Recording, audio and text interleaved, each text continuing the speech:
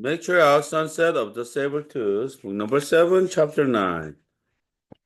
Master of the animal, the Sabertooth crept forward.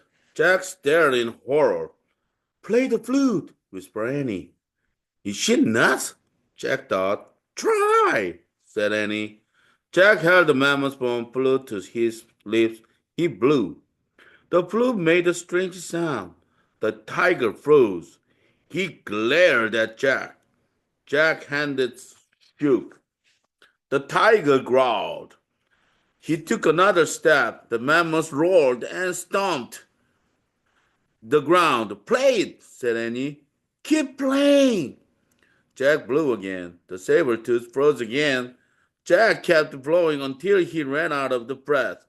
The tiger snared. He's still here, whispered Annie. Keep it up.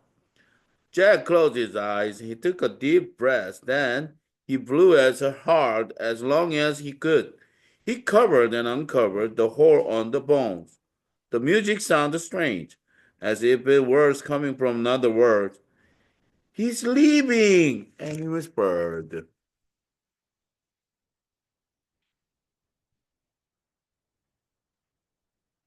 Jack raised his eyes, and the saber-tooth was slinking up toward the cliff.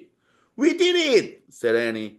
Jack lowered the flute, and he felt very tired. The mammoth waved her trunk happily to the treehouse. Lulu, said Annie.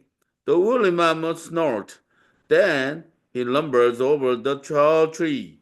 From the back of the mammoth, Jack grabbed the rope ladders. He held it for Annie.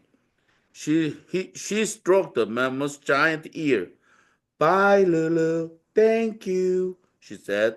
Annie grabbed the rope ladder. Then she started up. Peanut climbed up too.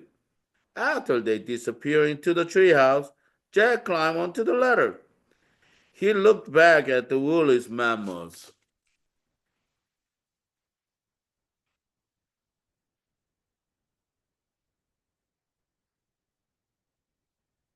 Bye, girls, he said. Go home now. And watch out for the saber-tooth. The mammoth walked away into the sunset. When Jack couldn't see her anymore, he started up the rope ladder. He pulled himself into the treehouse. Ta-da! said Annie. She handed the Pennsylvania book to Jack.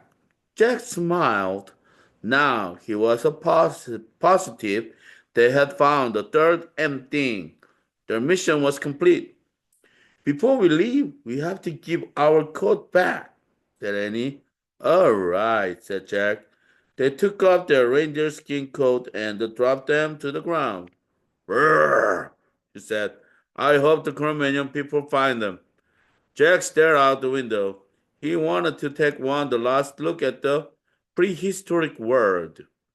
The sun was setting behind the hill. 4 people were crossing the snowy plain. It was the Cro-Magnon family. Hey! shouted Annie. Shh, said Jack. The Cro-Magnon stopped and peered into Annie and Jack's direction. We left your reindeer skin down there. Annie pointed to the ground. The tallest person stepped forward and raised a spear. Time to go, said Jack. He grabbed the Pennsylvania book. He found a picture of Frog Creek and pointed at it. I wish we could go home, he said. Goodbye, good luck, Annie called. The wave out the window, and the wind started to blow, and the tree house started to spin. Spun faster and faster. Then everything was still. Absolutely still.